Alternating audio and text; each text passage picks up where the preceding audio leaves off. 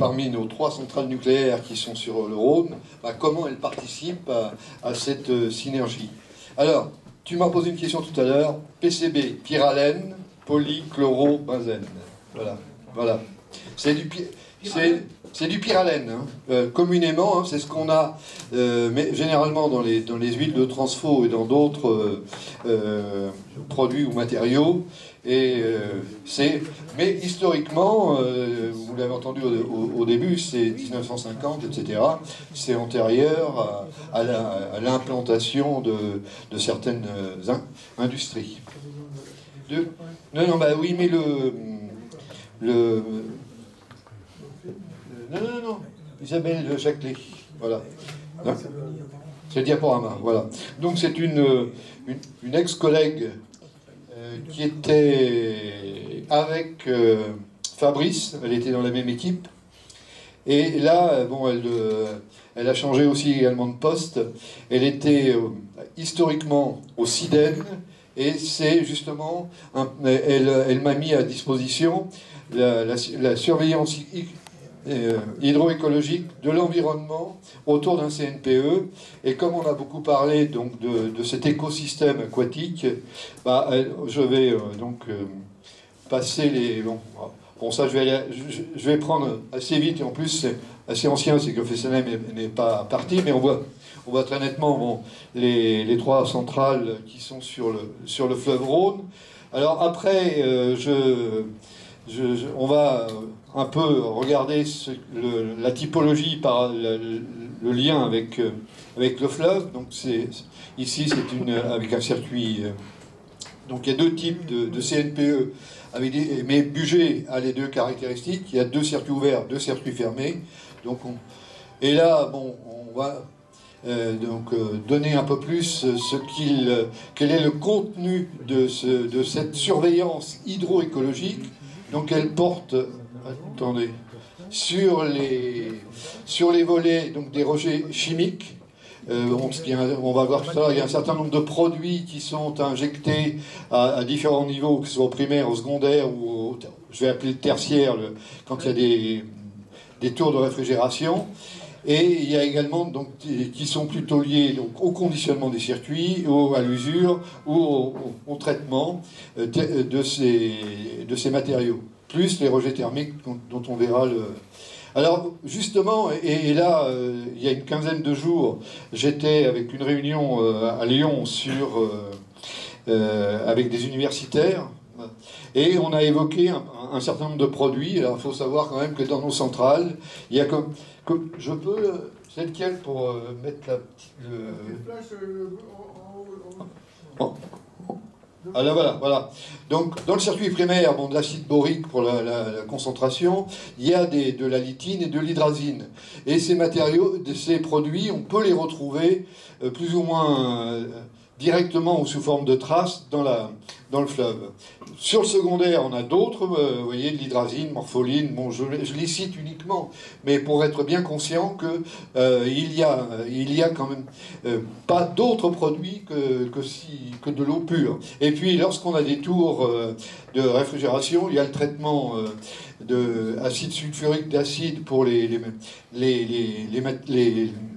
tartre ou les produits anti... Alors, les deux types de circuits, alors là, donc c'est le circuit ouvert avec un condenseur qui prend l'eau de la rivière et qui la rejette au débit où elle est entrée quand elle a traversé le condenseur. Et cette eau, c'est en gros pour une tranche de 1000 MW de 50 mètres cubes seconde.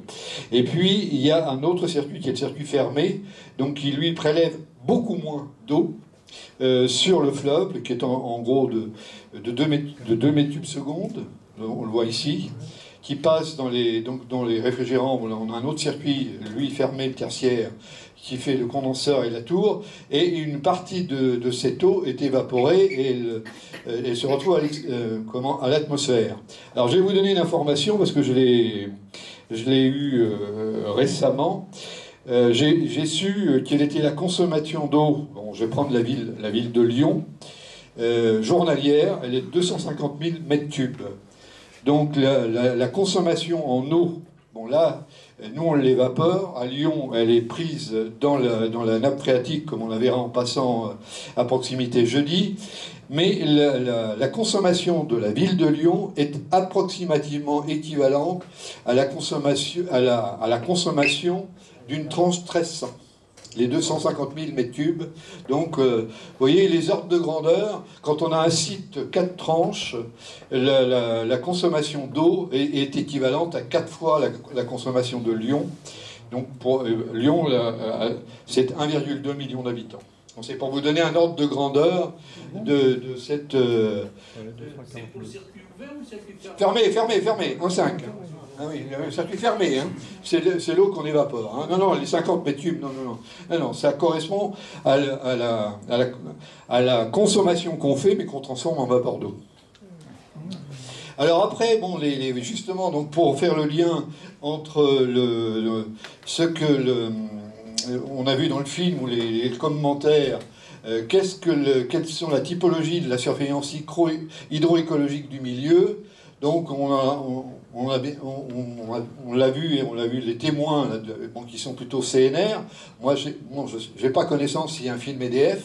Bon, moi, l'extrait que je vous ai passé est un extrait d'un film produit par la CNR et l'Agence de l'eau, ainsi que l'eau du Grand Lyon. Donc il y a donc ce suivi depuis bien en amont de la construction du site, hein, puisque ça fait 20 ou 30 ans, et on a un suivi réglementaire donc, qui est défini par les règles de nos relations avec l'autorité de sûreté, avec les consommations, les rejets, le type d'effluents, liquides et gazeux. Bon là on parle surtout des effluents liquides, puisqu'on parle de l'eau, je ne vais pas parler des autres.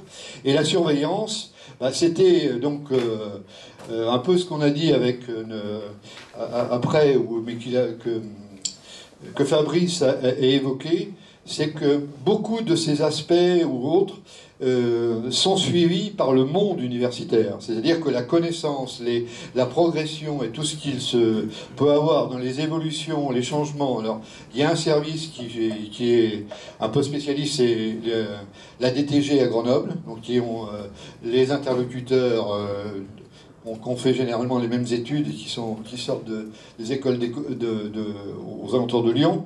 Mais c'est une prestation qui fait avancer la connaissance. Hein. C'est-à-dire qu'en même temps qu'on évolue, qu'on surveille, vous voyez les changements de milieu, ce qui peut être mis sur le dos de la centrale ou d'un autre, une autre origine.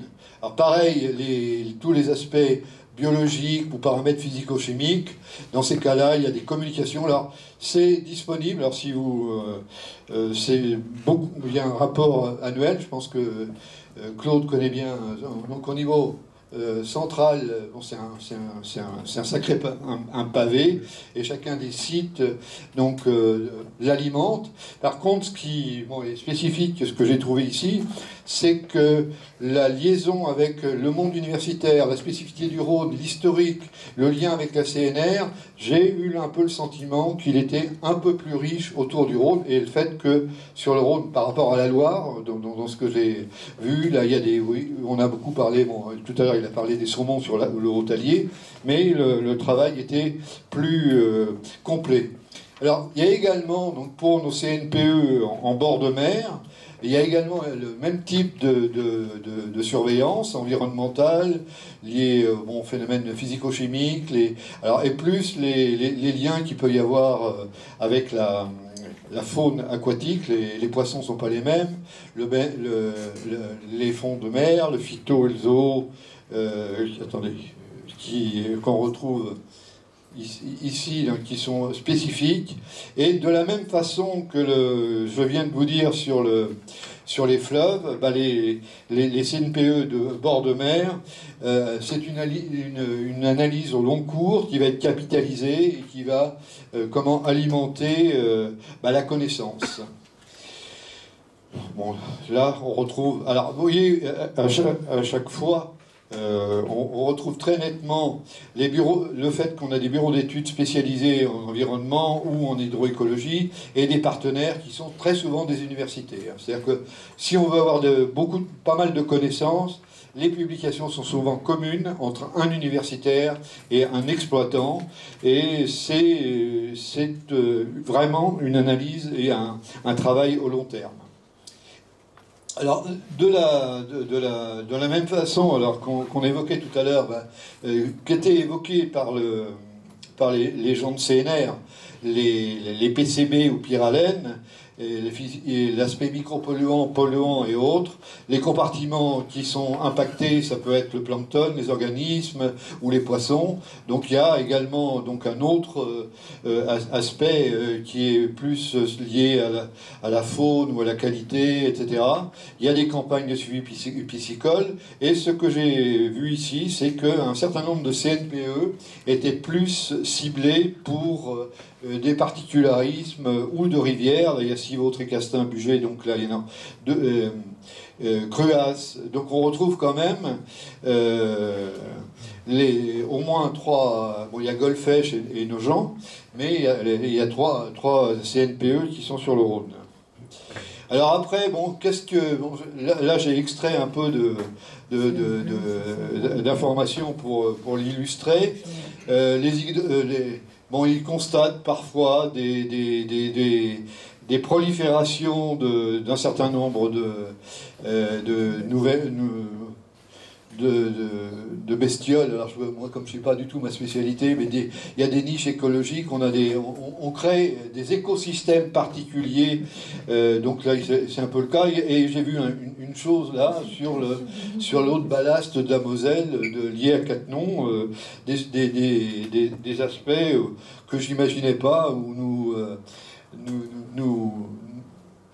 nous agrémenter dans notre sujet. Alors hier, effectivement, j'avais tenté, c'est par là que j'en avais parlé avec Claude, d'avoir quelqu'un du CNPE de Bugey, qui était un ancien de DSRE, qui était retraité, c'est Jean-Claude Wald. Bon, il n'a pas pu venir, parce que j'aurais préféré que ce soit lui qui l'évoque, puisque c'était donc un ancien du DSRE et qui travaillait à Bugey. Il aurait été plus apte que moi à donner un peu comment elle avait évolué pendant son passage à Bugey, l'évolution de l'état de l'écosystème, qu'est-ce qu'il avait généré, qu'est-ce qu'il y avait eu, etc. Bon, moi, je vous relate quand même le fait on est partie prenante, on fait avancer la science et qu'on surveille ceci avec un certain nombre de zooms particuliers. Alors il y a parfois également d'autres aspects. Alors c'est évoqué ici, c'est plutôt à Blaye, c'est Blayais.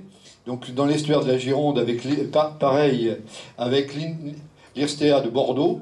Donc les aloses donc selon le site, on surveille donc la microbiologie ou la biologie ou la population piscicole, et il s'avère que moi, en analysant ça de l'extérieur, pratiquement tous les sites sont différents et ont des un peu différents et ont des zooms particuliers sur une espèce, etc. On fait quand même travailler beaucoup de gens et beaucoup d'universitaires sur ce type de sujet. Et également la meilleure compréhension. Vous voyez là, il y a eu, c'est ce que j'avais relevé, mais aujourd'hui aucune publication est sortie de l'été dernier, la partie réchauffement. Et il y a une étude qui va être j'ai rencontré des universitaires, mais c'est sur le chantier. Il y a d'autres relations, et pour évoquer ce qui était notre thème, c'est l'évolution liée au changement climatique. L'analyse thermique, elle va être très approfondie, au moins au niveau de Bugey. Alors, attendez. Donc là, la surveillance, bon, là on retrouve le site de Bugey, c'est le Rhône, avec ici l'estuaire de l'Ain. Mais je vais passer à un autre...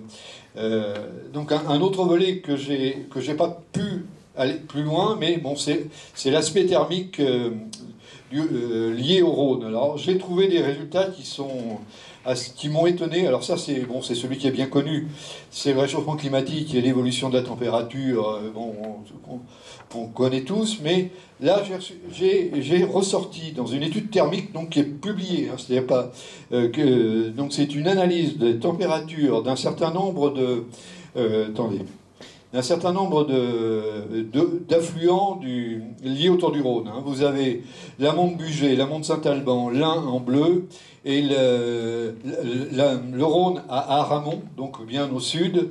Et vous avez ici en jaune la température du Rhône à Tricastin. Mais on voit très nettement, bon, c'est moi qui ai tracé délibérément cette courbe de tendance qui m'a surpris entre 1976 et 2005. Donc hormis sur l'Ain et sur l'Isère, qui sont, on le verra sur une courbe après, qui sont naturellement plus froids, on constate dès à présent, alors moi il n'était pas mis en lumière dans ce papier, mais une évolution significative sur 15 ans de la température. Alors je ne sais pas si tu avais aussi ce type d'information. Bon, c'est typique là le Rhône, mais on en voit. Alors est-ce le réchauffement climatique ou est-ce autre chose? Mais bon, c'est évident. Pour moi, Tu l'as calculé cette droite? Non. C'est toi qui l'as tracé comme ça? C'est moi qui l'ai tracé comme ça. J'ai récupéré donc ce graphique sur la note qui fait d'études, parce qu'elle qui a été publiée par un agent EDF et un universitaire, et j'ai extrait ce réseau de courbes. C'est moi qui ai tracé la droite. J'ai pas d'analyse, j'ai rien. C'est mon interprétation. Moi, c'est un constat. Si je donne un conseil, tu utilises la fonction qui est comprise dans Excel et qui va te le faire. Oui, mais j'ai pas le tableau Excel. Moi, ça me semble pas monter comme tu l'as... Pas suffisamment. Bah, parce qu'il y a une variabilité, c'est ça. Je pense que la vraie courbe, elle est plus plate que ça. Peut-être. J'ai probablement exagéré, parce que là, de 11, je passe au-delà de 14, ça fait 3 degrés. Je suis d'accord avec toi, je pense que les 3 degrés sont surestimés. Non, mais là, I agree with you. Bon, mais il est quand même intéressant aussi, une chose que j'avais pas trop... Alors, c'est un sujet que j'avais évoqué une fois avec, je sais pas, peut-être certains d'entre vous, c'est les températures à certains endroits et à certains affluents. C'est-à-dire, c'est l'évolution longitudinale de la température du fleuve selon l'endroit où on se situe. Alors, ce qu'on voit très nettement, on le voit aussi sur la courbe précédente, c'est que l'Ain est en gros... pratiquement 2 degrés plus froid au confluent que l'eau du Rhône, même si elle vient de Suisse et qu'elle est passée dans le Léman. Par contre, une chose dont je n'imaginais pas, si après, quand je vois cette courbe-là, c'est le delta en plus de la Saône, qui, elle, l'Ain est plus froid, mais alors la Saône est vraiment un fluide chaud. Alors, oui, c'est très plat, on s'étale, etc.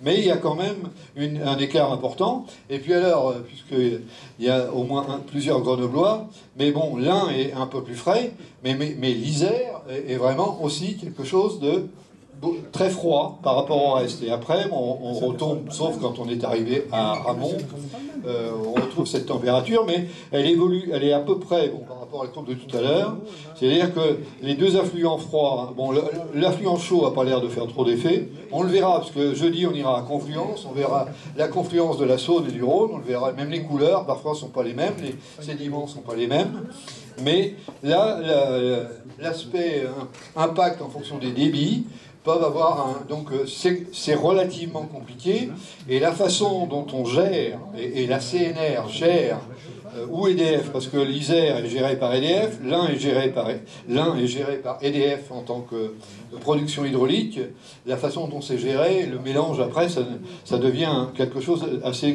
compliqué. Alors, il y a l'origine de l'eau aussi.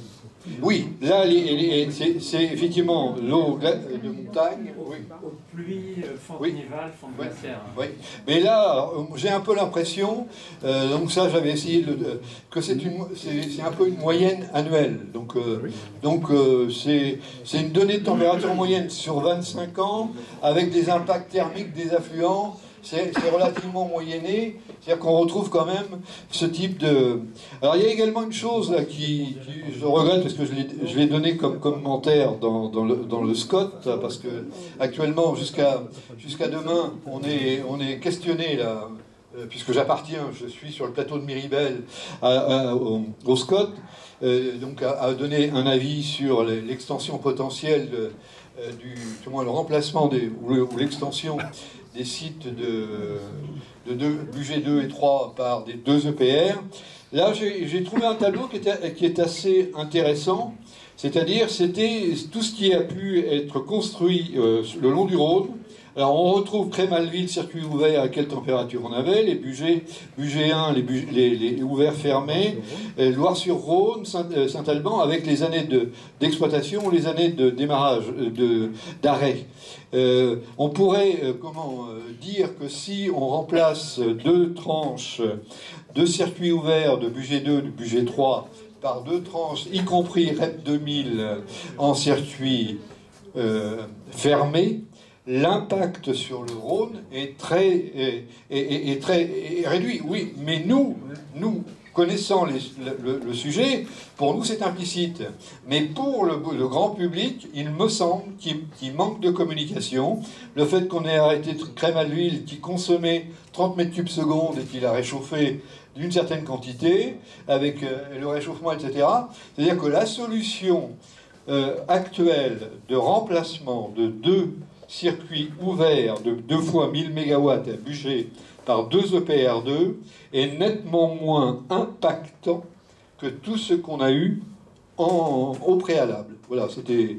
Donc cette donnée-là, bon, il faudrait peut-être la présenter sous une autre forme, mais il y a également le fait que Marcoule, où en est-on?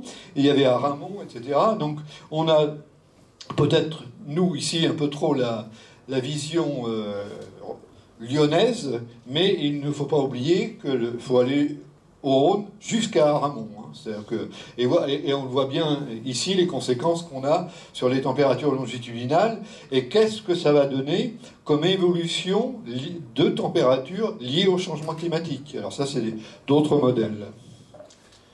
Alors, et puis alors, il y avait un phénomène dont j'ignorais totalement l'existence, mais que j'avais subodoré, utilisé pour potentiellement budget. C'est un phénomène particulier qu'on a au fond du Léman qui s'appelle la goutte froide, c'est-à-dire qu'on peut avoir donc une remontée d'eau profonde et froide de l'hypolémion du lac Léman, qui est l'hypolémanique, visible en saison chaude, c'est-à-dire qu'en plein été, on peut avoir des phénomènes que l'on a eus à certaines périodes, à budget de 2 paquets d'eau froide qui vont dans le bon sens. Alors, j'avais imaginé, bon, vous avez vu tout à l'heure, la liaison, le confluent entre l'Ain et le Rhône est assez proche, que s'il y avait vraiment des problèmes à budget, on pourrait aller chercher, bon, moyennant finance, de l'eau au fond de Bouglan, de l'eau très fraîche, pour faire un mélange qui serait acceptable pour le volet éco-biologique, qu'on a évoqué. Je ne cherche pas la rentabilité du rendement, on le verra demain ce que ça impacte sur le condenseur ou des choses comme ça, mais s'il y avait vraiment, si on était coincé pour 10 ans de production en plus, de l'eau fraîche, il doit y en avoir de disponible à certains endroits. Voilà, bon, les impacts respectifs sur les centrales, on les voit, bon, depuis la distance, bon, c'est une autre façon de représenter la courbe d'évolution tout à l'heure. Depuis Pougny, alors Pougny, on en reparlera quand on va faire du solaire flottant et de notre collègue, puisque c'est la commune d'à côté, donc c'est la frontière franco-suisse. Donc en fonction de la distance, on voit très nettement l'évolution de la température au fur et à mesure qu'on s'éloigne. Alors également une chose parce que c'est quelque chose qui m'a été relaté par Jean-Claude Wald. Non, c'est Wald, alors c'est Z-W-A-L-D. C'est assez, je ne sais pas si c'est Wald ou Z. Tu le connais, non? Oui. Donc, je l'ai eu au téléphone pour lui demander de venir nous faire cette présentation. Et puis, alors, il a eu le retour de cet été d'un certain nombre d'opérateurs. Il devait piloter la tranche en surveillant la température à 0,1 degré près.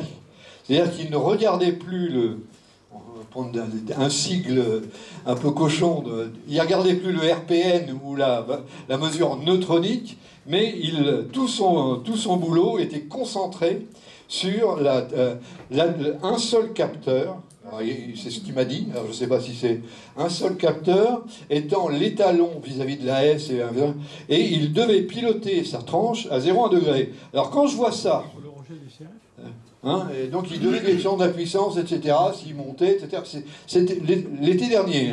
Quand je vois des évolutions comme ça, où on se balade, il y a un certain nombre d'entre vous qui m'envoient souvent des puissances électriques sortant des éoliennes, elles bougent aussi à une vitesse grand V, mais quand il faut piloter une tranche sur quelque chose qui bouge avec de tels gradients, je me demande l'exercice, comment il arrive à piloter une tranche comme ça, avec de tels phénomènes, parce que en plus le mélange est mal fait, il n'est pas homogène, donc c'est quand même un peu, moi je trouve un peu, je ne vais pas dire idiot, mais c'est un peu excessif de contraindre un exploitant de conduite sur un truc pareil, alors que qu'est-ce que représente cette véritable mesure de température. Alors également, c'est un autre, donc c'est l'évolution, c'est la même chose, mais un peu plus bas, donc c'est sur Trécastin, les variations de température qu'on observe vis-à-vis de la saison. Vous voyez, on passe facilement de 14 degrés à 24 degrés sur l'eau. Alors après, on verra demain impact sur la température de refroidissement, condenseur, puissance et la perte de puissance que ça peut induire. Alors là, je vais donc reprendre un autre sujet, mais parce qu'on l'a évoqué un peu ce matin avec l'aspect réglementaire. Bon, c'est ce qu'on a appelé les débits réservés. Donc c'était une illustration, le débit réservé à l'endroit où on devait l'assurer. Vous voyez, quand vous avez un barrage, vous avez une usine hydroélectrique, vous avez une conduite forcée, une usine et un canal de fuite, mais il faut qu'on maintienne pour la vie aquatique ce débit là, qui est maintenant réglementairement égal à 10% du module sur chaque centrale hydroélectrique, qui est la conséquence de la nouvelle réglementation de la loi LEMA, la loi sur l'eau, qu'il a évoqué tout à l'heure, de 2006. Alors que voilà le concept législatif. Alors ça, c'est moi qui en avais la charge quand j'étais au CIH.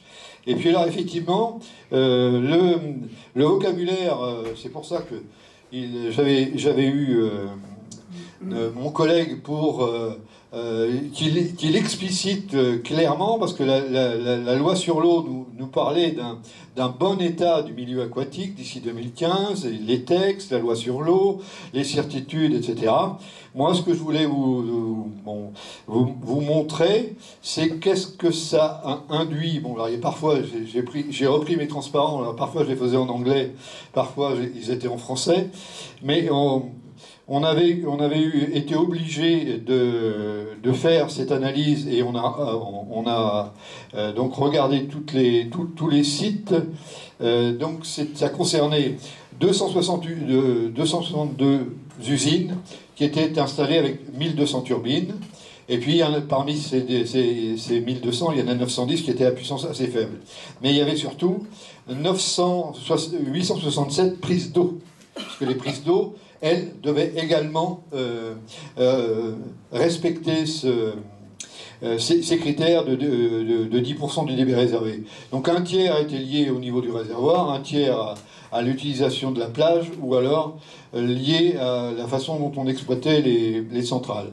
Mais ce qui s'est passé économiquement, et bon, même si on a amélioré le milieu, c'est que 85% de ces prises d'eau, le module est passé du 40e au 10e, c'est-à-dire que après la loi de 2008, on a multiplié le débit réservé par 4.